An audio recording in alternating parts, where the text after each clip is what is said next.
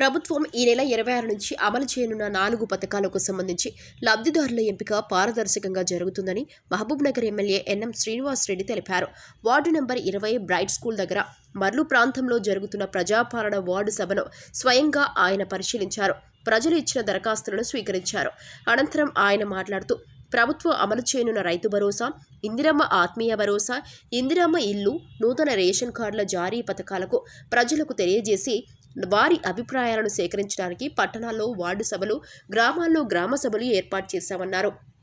అర్హులైన లబ్ధిదారులకి అన్ని పథకాలు అందించడమే మా ప్రభుత్వ ఉద్దేశమని ఆయన పేర్కొన్నారు. గత 10 సంవత్సరాల కాలంలో కేవలం మన మహబూబ్ నగర్ నియోజకవర్గంలో 1500 డబుల్ బెడ్రూమ్ ఇండ్లు మాత్రమే వచ్చాయని, కానీ ప్రజాప్రభుత్వంలో ఇందిరమ్మ ఇండ్లు పథకం కింద ప్రతి సంవత్సరం 3500 ఇందిరమ్మ ఇండ్లు వస్తాయని, 4 ఏళ్లలో 18,000 ఇందిరమ్మ ఇండ్లు మన మహబూబ్ నగర్ నియోజకవర్గానికి వస్తాయని ఆయన చెప్పారు. ఇందిరమ్మ ఇళ్ల నిర్మాణానికి ప్రతి లబ్ధిదారునికి 5 లక్షల రూపాయలు అందిస్తున్నట్లు ఆయన స్పష్టం చేశారు. గత 10 సంవత్సరాలుగా ఒక్క రేషన్ కార్డు కూడా గత ప్రభుత్వం పేదలకు ఇవ్వలేదని, కానీ ప్రజాపాలనలో అర్హులైన ప్రతి ఒక్కరికి రేషన్ కార్డు అందిస్తున్నామని, ఇది నిరంతరం జరిగే ప్రక్రియ అని ఆయన చెప్పారు. అనంతరం మహబూబ్ నగర్ పట్టణంలోని వార్డు నంబర్ 7 పద్మావతి కాలనీలోని మహిళా సంఘం కమ్యూనిటీ హాల్ దగ్గర జరిగిన ప్రజాపాలన వార్డు సభకు ఆయన ముఖ్య అతిథిగా పాల్గొన్నారు. దరఖాస్తుల స్వీకరణ కార్యక్రమాన్ని ఆయన పరిశీలించారు. ప్రజల నుంచి దరఖాస్తులను ఆయన స్వీకరించారు.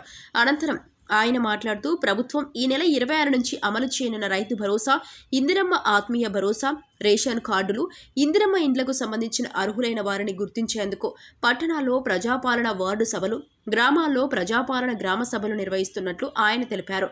రేషన్ కార్డుకు సంబంధించి గతంలో దరఖాస్తు చేయని వారి నుంచి గ్రామ సభ ద్వారా దరఖాస్తులు ఆహ్వానిస్తున్నట్టు ఆయన తెలిపారు.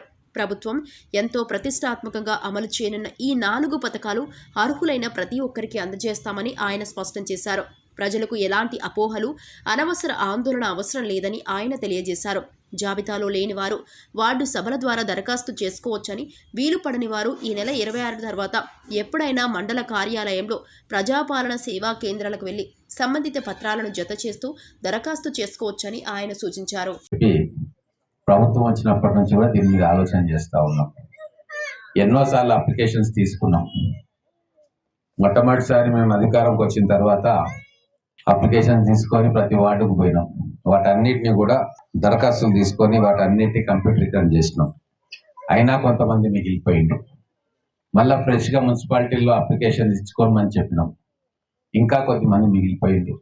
ఇట్లా మళ్ళీ ఇప్పుడు ఫైనల్గా ఇవ్వాలని నిర్ణయం తీసుకొని మళ్ళీ ఒకసారి అప్లికేషన్ తీసుకుంటా ఉన్నాం.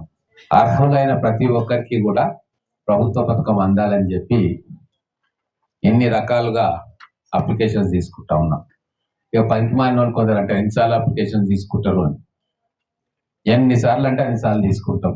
ప్రజలు ఊర్లలోకి పోతారు, వేరే దగ్గరికి పోతారు, పనుల మీద ఉంటారు, ఒక రోజు ఇవ్వలేకపోతారు. ఓ వారం రోజులు గడువు ఉంటే ఆ వారం రోజులే ఎక్కడో బయటికి వెళ్ళి ఉంటారు. మరి వాళ్ళ పరిస్థితి ఏంటి? అందుకే తీసుకొని మళ్ళీ స్క్రూటనైజ్ చేస్తాం. ఒక నిరంతర ప్రక్రియగా ఇప్పుడు ఇస్తాం. ఎలిజిబుల్ ఉన్న వాళ్ళకి ఇప్పుడు ఇస్తాం. మళ్ళీ అప్లికేషన్ తీసుకొని మళ్ళీ ఇస్తాం. పెళ్ళై వేరే ఇంటికి పోతారు, మరి వాళ్ళకి ఇవ్వద్దా? కాబట్టి పూర్తిగా ఆలోచన చేసి ప్రజాపాలన అని మేము ఏది అనుకుంటున్నామో నిజంగా ప్రజల వద్దకు పోయి పాలన చేయాలన్న ఉద్దేశంతో కార్యక్రమాలు చేస్తూ ఉన్నాం. కొద్దిగా ఆలస్యమైన పక్కాగా పకడ్బందీగా చేయాలని చెప్పి ఈ కార్యక్రమం చేస్తున్నాం. ఇండ్ల విషయానికి వస్తే 10 ఏళ్ళు గత ప్రభుత్వం 10 ఏళ్ళు అధికారంలో ఉంది. ఎంతమందికి ఇండ్లు ఇచ్చింది? 1500 మందికి. అంతకంటే ఎక్కువ ఏం లేవు లెక్కలు. మరి 1500 మందికి 10 ఏళ్లలో ఇచ్చి మీతో 10 సార్లు ఓట్లు ఇచ్చుకున్నారు. ఇస్తున్నాం అని చెప్పి ఆశ చూపించి ఇప్పుడు సంవత్సరానికి 3,500 ఇవ్వాలని నిర్ణయం తీసుకున్నాం. ఇందిరమ్మ ఇండ్లు అంటే డబ్బు మీకే ఇస్తాం, మీరు కట్టుకోమని. దీంట్లో ఇల్లు లేని వాళ్ళు స్థలం ఉంటే ఇమ్మీడియట్గా కట్టుకోవచ్చు. స్థలం లేని వాళ్ళకు నెక్స్ట్ ప్రిఫరెన్స్లో వస్తుంది. కాబట్టి మొత్తం కూడా ఈ 4 సంవత్సరాల్లో 18,000 నుంచి 20,000 ఇండ్లను ఈ 4 సంవత్సరాల్లో మేము ఇవ్వబోతా ఉన్నాం. ఎక్కడ 10 సంవత్సరాల్లో 1,500 ఇండ్లు, ఎక్కడ ఈ 5 సంవత్సరాల్లో అంటే ఒక సంవత్సరం మొత్తం విధి విధానాలు ఖరారు చేయడానికి, ఫండ్స్ మొబిలైజ్ చేసుకోవడానికి ఇవన్నిటికీ మాకు టైం పట్టింది. ఇక రాబోయే 4 సంవత్సరాల్లో దాదాపుగా 18 నుంచి 20,000 ఇండ్లు మన ఒక్క నియోజకవర్గానికే వస్తాయి. అంటే ఎంత గొప్పగా ప్రజలకు సేవ చేయాలని ఆలోచిస్తుందో ఒక్కసారి మీరు ఆలోచన చేయాలి. చాలా మందికి రుణమాఫీ కూడా చేసినాం. 25 లక్షల మంది రైతు కుటుంబాలకు రుణమాఫీ జరిగింది. ఇది మీరు కూడా ఒక్కసారి ఆలోచించాలి. 23,000 కోట్ల రూపాయలు ఈ మొదటి సంవత్సరమే ఇచ్చినాం రుణమాఫీగా. 7 లక్షల కోట్ల అప్పు పెట్టిపోయినా 65,000 కోట్లు కిస్తీలు ఇన్స్టాల్మెంట్లు ప్రతి సంవత్సరం కడుతున్నా వాటన్నిటిని కూడా భరించుకుంటూ మళ్ళా రైతు కుటుంబాలకు రుణమాఫీ చేస్తా ఉన్నాం. ఊర్లో 10-15 మంది మిగిలిపోయి ఉంటారు. అది మా తప్పు కాదు. దాంట్లో కొంతమంది దొంగ పాస్బుక్లు ఉంటుంటాయి. టెక్నికల్ గా వాళ్ళు ఫిట్ గారు.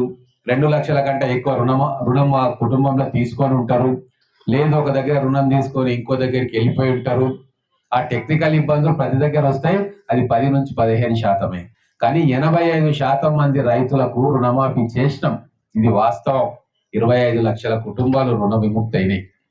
ఇది మీరు ఆలోచన చేయాలి. మళ్ళీ ఈరోజు ఏం చేస్తా ఉన్నాము, భూమి లేని రైతులు కూడా రైతు కూలీలకు కూడా ఎంతో కొంత సహాయం చేయాలని చెప్పి లెక్కలు తీసి ఒక క్రైటీరియా పెట్టి ఈరోజు 10 లక్షల మంది అటువంటి వాళ్ళకు కూడా సంవత్సరానికి 12,000 రూపాయలు వాళ్ళకి ఇవ్వాలని నిర్ణయం తీసుకొని అది కూడా ఇక్కడ మొదలు పెడతా ఉన్నాం. సరే, అది గ్రామీణ ప్రాంతాల్లో ఉన్న వారికి ఉపయోగపడుతుంది. ఇక్కడ పట్టణంలో ఉన్న వాళ్ళకు రేషన్ కార్డులు ఇవ్వడము, ఇందిరమ్మ ఇండ్లు ఇవ్వడము, ఈ 2 ప్రధానమైన ఉద్దేశాలు. కాబట్టి ఈ ప్రభుత్వం మంచి హృదయంతో ప్రజల కోసం మేలు చేసే కార్యక్రమం చేస్తూ ఉంది. మధ్యలో ఎక్కడ దళారులు లేరు. మీరు ఎవరికి డబ్బులు ఇవ్వక్కర్లేదు.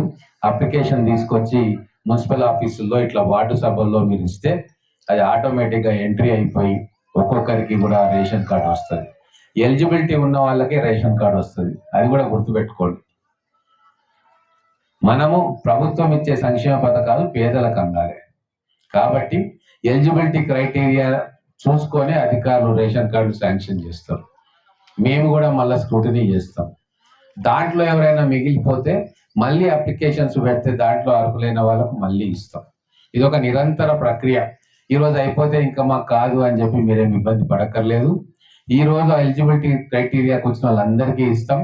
మళ్ళా కొత్తగా ఎలిజిబిలిటీ క్రైటీరియా మీట్ అయిన వాళ్ళు లేదా కొత్తగా పెళ్ళైపోయి ఇంకో దగ్గర నివాసం ఏర్పరచుకుంటే మళ్ళా వాళ్ళ దగ్గర కూడా అప్లికేషన్స్ తీసుకుంటాం.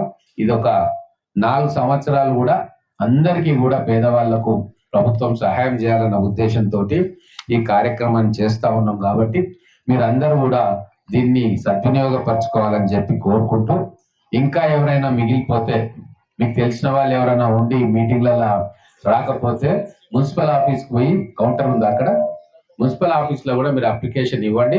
మీ ఆధార్ కార్డ్ అనేది ప్రామాణికం. ఏ అప్లికేషన్లో కూడా మీరు ఆధార్ కార్డు పెట్టాలి. ఆధార్ కార్డ్ నెంబర్ వేయాలి, మీ ఇంటి అడ్రస్ వేయాలి, టెలిఫోన్ నెంబర్ పెట్టాలి, చెప్పాలి, దాంట్లో రాయాలి. ఈ 3 ఉంటే దాంట్లో ఎంట్రీ అవుతుంది. ఎంట్రీ అయిన ప్రతి ఒక్కటి కూడా లిస్టులు వస్తాయి. ఇట్లా దీంట్లో ఎలిజిబిలిటీ ప్రకారంగా ఎవరికి ఇవ్వాలనో వాళ్ళకి ఇస్తాం. కాబట్టి ఈ అవకాశాన్ని ఉపయోగించుకోవాలని కోరుకుంటూ, రేషన్ కార్డులు ఇచ్చిన తర్వాత ఇందిరమ్మ ఇండ్ల దరఖాస్తులు కూడా ఇక్కడే తీసుకుంటున్నారు.